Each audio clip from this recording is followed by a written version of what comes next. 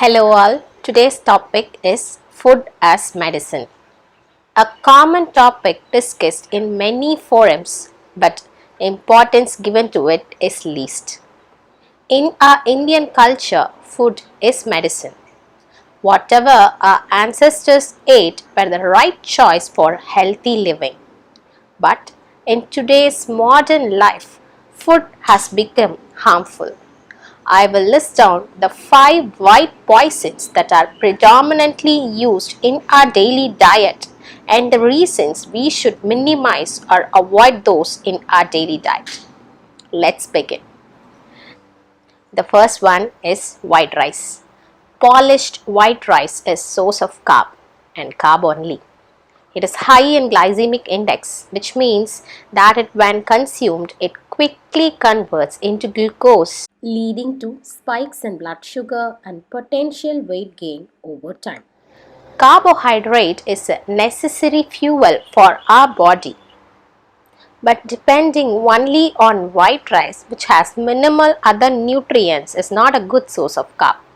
Alternative, opt for brown rice, millets and whole grains which provide more fiber and nutrients. Make sure that your food should be dominated with variety of vegetables.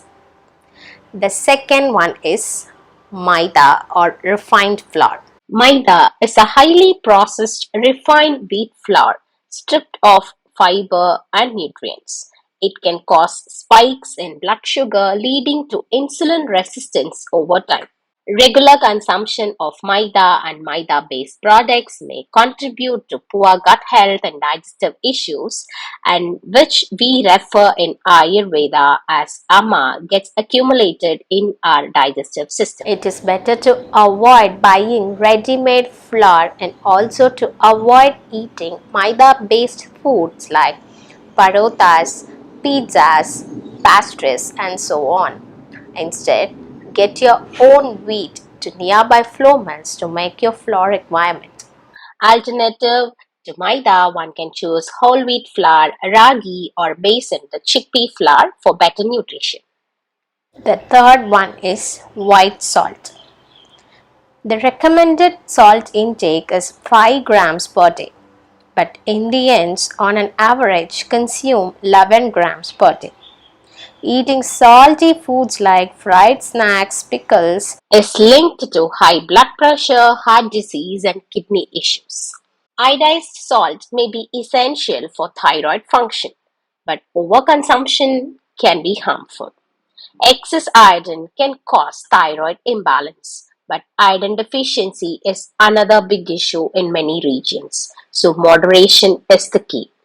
To meet the iodine requirements, maintain a balanced diet so that the required iodine can be obtained from food sources rather. Alternatively, we can use rock salt, pink Himalayan salt, or sea salt in combination with iodized salts in moderate amounts, unless medically advised otherwise.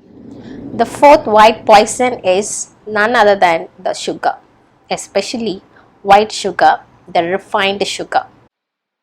Refined sugar is highly acidic, promotes tooth decay, and contributes to obesity, diabetes, and inflammation in our system.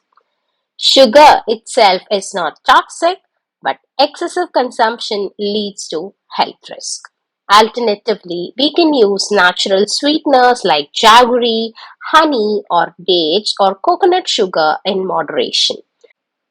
And the fifth one is the commercial dairy, that is packaged milk. Fresh cow's milk was once a staple in traditional diets, but modern dairy often contains hormones, antibiotics, and additives.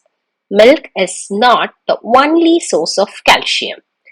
Green leafy vegetables, sesame seeds, ragi, and nuts are excellent alternatives. So, if you are consuming milk, opt for organic farm fresh dairy, or you can opt for plant based alternatives like almond milk, coconut milk, or oat milk. We have completed the 5 white poisons. Now, coming to the Indian masalas and their importance. Indian food is unique because of its spices, each that holds their own medicinal benefits. However, excessive masala consumption, especially in highly processed store-bought spice mixes, can be hard on digestion. The Indian cooking has evolved, and the modern Indian food is prepared using excessive spices and masalas, which is again not good for health. This evolution has become of the people's indulgence in taste.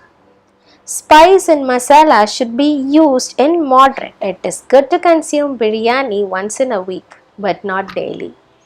Use fresh, homemade spice blends in moderation for maximum health benefits. The next topic is on sprouts. Try to add sprouts to your daily diet to stay healthy, as sprouts are superfoods. We have discussed about what to eat and what not to eat. Now we will discuss about how to eat. Eat when hungry. Always eat when you feel the hunger. Hunger is a signal from the body to state that it is ready to absorb the intake. Do not follow the wall clock for your food intake. Rather, follow your biological clock and listen to when you are really hungry. This one thing keeps you away from a lot of health issues. The next one is eat what you like. This is a tricky statement. Eat what you like doesn't really mean to eat all the tasty junks that you like. If you do not like a food for some reason, maybe you don't like the taste or the texture or color, just don't eat that food. A considerably healthy food may have a lot of goodness in it, but you don't like it. Better don't eat it, because any food that you eat without your like will not be accepted by the body. So eat healthy and eat only what you like. Ayurveda teaches that food can carry emotion. The person cooking the food should be in good state of mind. When they cook with love, then the food carries love. This is one big reason why our culture strongly practiced homemade food. Not the homemade food sold outside, but the food actually made at your home by you or your family member. Because you not only serve the food, you also serve the love along with the food. Finally, let's discuss about the categories of food as per yogic tradition. Food in yoga is categorized into three: sattvic, rajasic, and tamasic.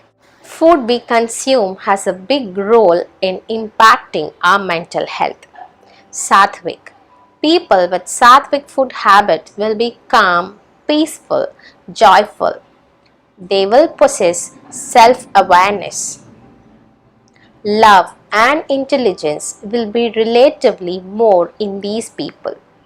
Examples of sattvic foods are fresh fruits, vegetables, sprouts, whole grains, organic milk, ghee, plant-based oil, lentils, honey, dates, fig, and more.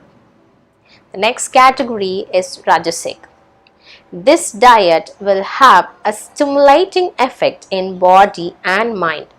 In olden days, people who are involved in war crafts or heavy labor will need this kind of stimulating food, and thus the diet type will be Rajasic.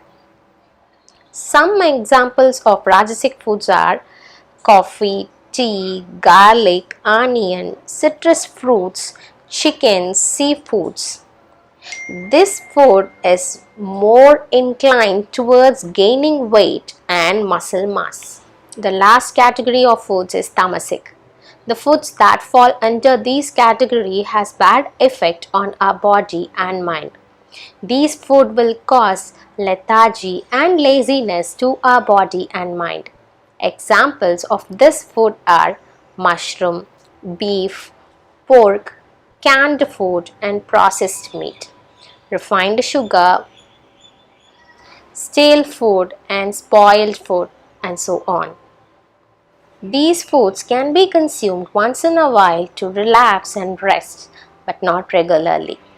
Making small changes in your food choices can have a big impact on your health and well being. Focus on whole, natural, and minimally processed foods for long term vitality. Stay mindful of what you eat and remember food is medicine. Stay healthy, stay happy. If you wish to get a copy of my book, Yogic Secrets of Eating for Weight Loss, do message me in the WhatsApp number given below. Now watch this Art of Eating to learn about the diet chart. Thank you so much. Nandri. Vanakkam.